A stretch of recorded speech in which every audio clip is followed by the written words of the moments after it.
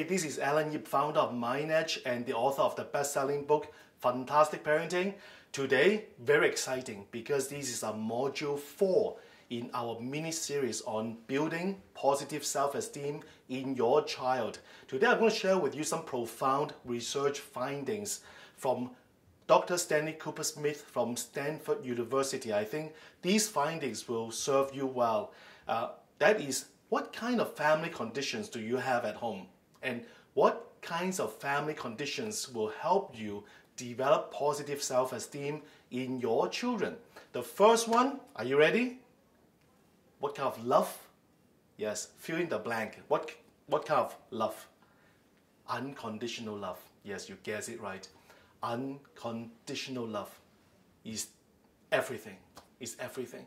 Suppose you have a Ferrari, a powerful sports car, or a Formula One. And what makes it run? Think about that. Yes, you can upgrade the tires, right? Use racing tires, the best tires, or you can upgrade the engine and things like that. But if that powerful engine is out of fuel, no more gas, no more petrol, would this powerful engine or this powerful car run?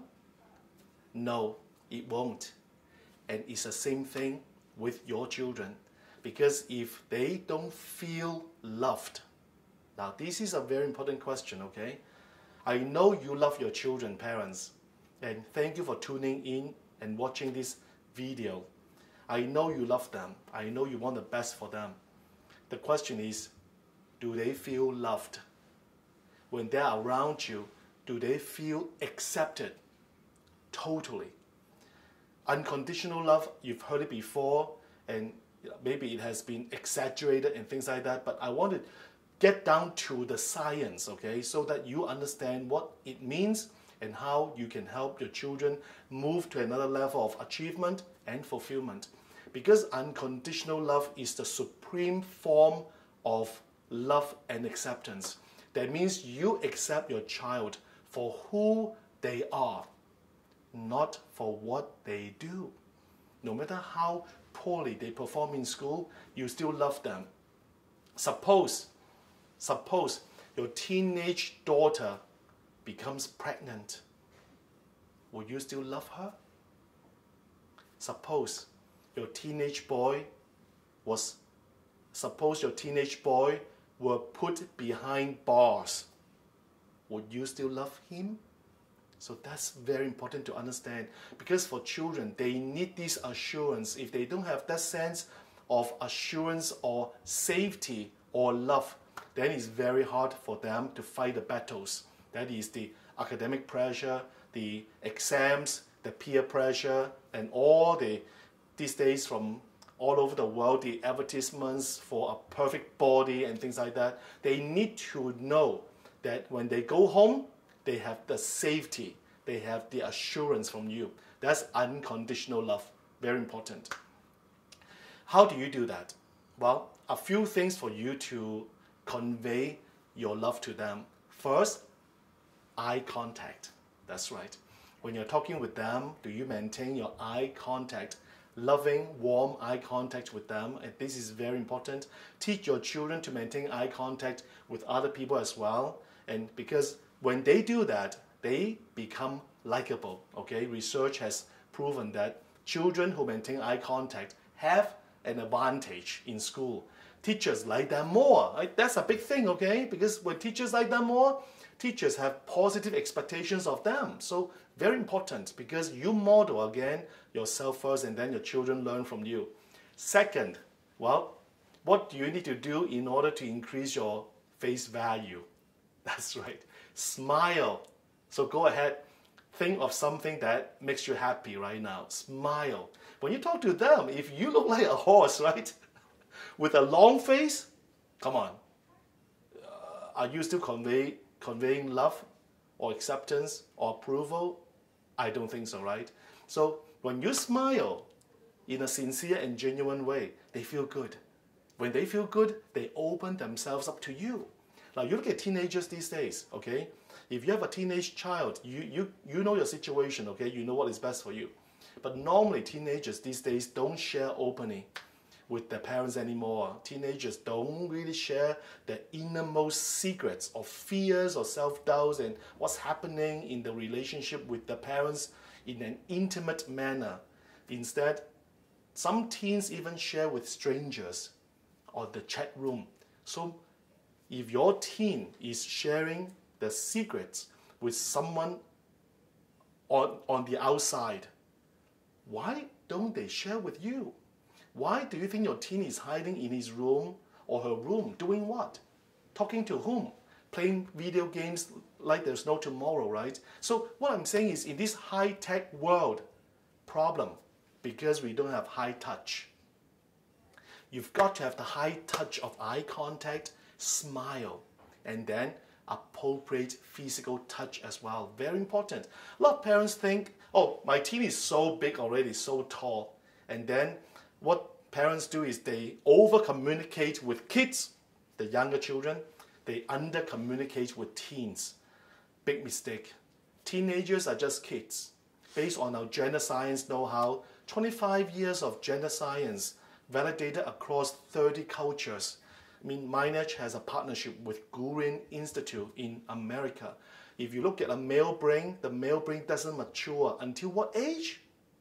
About 30. That's right. And you are now still in shock, right? You say, wow, that's right. And the female brain matures about what? Age 25. So what I'm saying is, your teenage child is still a child.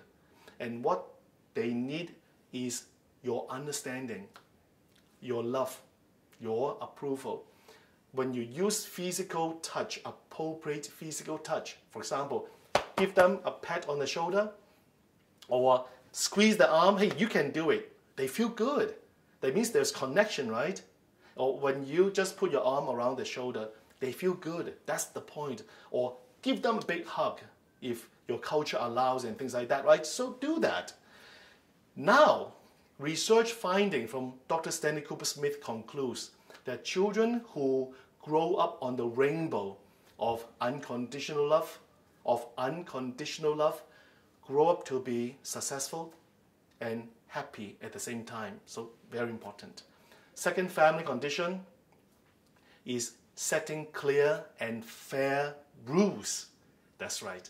Contrary to popular beliefs, parents think by imposing rules and regulations, right, the children will be suppressed. It's not true, because actually, again, based on the research conducted at Stanford University over almost 5 decades, the conclusion is children who grow up within the boundaries of clear and fair rules and expectations, again, grow up to be happy and successful. So that's good to know, right? These days, when you look at your children, you've got to ask yourself, are there any boundaries, fair and clear? That means clear, what both of you have sat down and discussed, right? So mutually understood. Fair means what? Mutually agreed upon, okay? So once you have set these rules and expectations, you need to enforce them. That's very important. Give you a very important example. In this high-tech world, a lot of children are addicted to computer games, video games. And the question is, within your family, have you set clear and fair rules as to how much time they can play, okay, on the computer? Are they allowed to play video games on weekdays?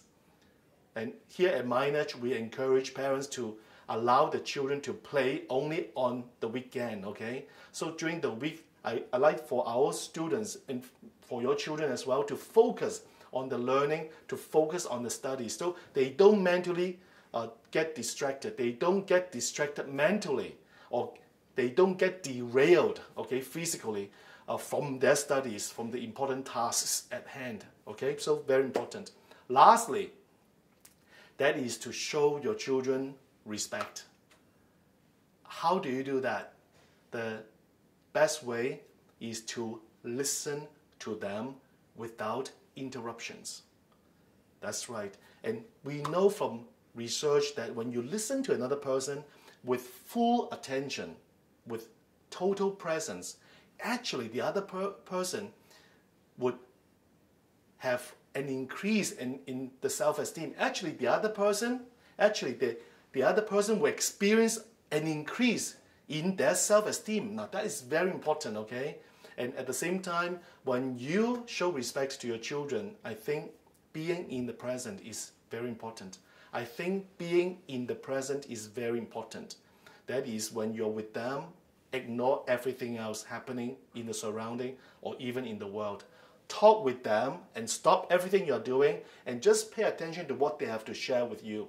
When you do that, you really cultivate a very solid foundation in open communication. And they feel good because they know their views and opinions are valued by you. Well, what does that mean? They start developing positive self-esteem in themselves. And I think lastly, focused attention. Really focus your attention on them when you're with them at home. And with the 3 conditions today, very important for you to evaluate what kinds of conditions you have at home. Do you have the condition of unconditional love, total acceptance, no strings attached?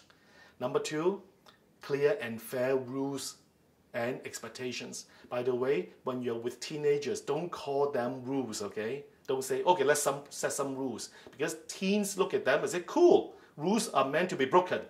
You've got to use another concept, maybe guidelines, okay? And lastly, what's that? Show respect to them. When you do all these things, you will start getting very good results in terms of building self-esteem in your children first. A few more things from my book that I want to share with you. So very quickly, some of the things that you can just say to your children, that is, you are on the right track. Keep trying. Keep going. That means what?